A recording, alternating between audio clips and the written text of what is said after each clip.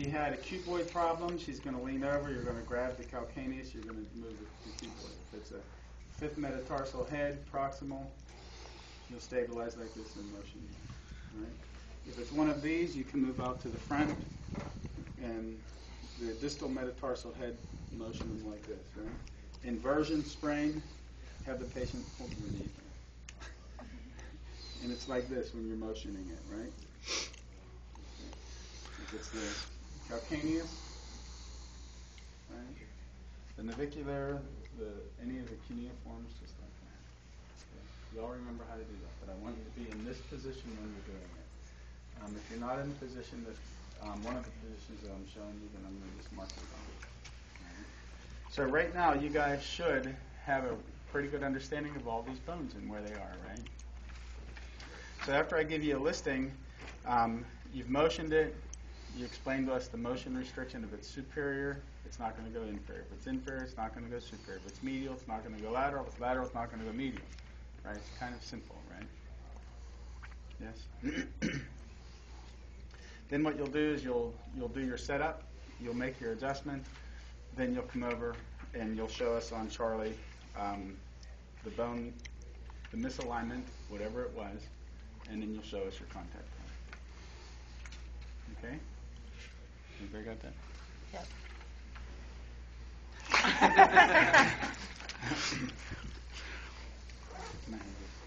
So, let's just go through all the adjustments. Ooh, cold hands. Cold hands. All right, if we're going to do the talus, we're coming right on top of the talus. And what's your contact point? Your nail point is your chiropteryx index. Take the person's foot into dorsiflexion, and the thrust with scoop and traction is this way. Right? If it's gone medial, you're going to get a little more this way, add some inversion. If it's gone anterior and lateral, you're going to add some eversion. Right? Everybody got that? If it's your navicular, you're going to set up on it. We're not going to do the superior navicular or the superior cuneiforms, but you know how to do those. I showed you different ways of doing things. But this is the way we'll do the navicular. We'll say that it has dropped down. You're going to come up underneath it with your thenar this way. Don't get up here, up on the tubercle. You got to be underneath the bone. You're going to put your hand on the dorsum of the foot. You're going to plantar flex, and you're going to invert, and you'll thrust it this way. Okay? What does that even mean? Can you say that one more time? Yeah, the inferior medial navicular. You're going to come up underneath with your thenar, not on the tubercle. The tubercle is just your landmark. You're coming up underneath the bone. You're going to come up underneath there with your thenar. You're going to put your hand on the dorsum of the foot. You're going to plantar flex. You're going to invert, and you're going to thrust it back up. It'll be very similar when you get up here to your first cuneiform. Okay? Same mechanism. Okay, while we have her in this position, before we put her prone, we'll go over here and we can work the distal metatarsal heads. What did you do to your foot? My dog. Stepped on it? No, she stepped on me. Yeah. She stepped on me. That's what I said. Yeah. She stepped on it. She stepped on it. She must be a big dog with big She's toenails. heavy. Yeah, that'll do that. Okay, so these are the kinds of things you'll notice on your patient, by the way, when you're looking. That's another reason why you want to be on skin when you're working on your patient. You can see what's going on with your patient. Okay,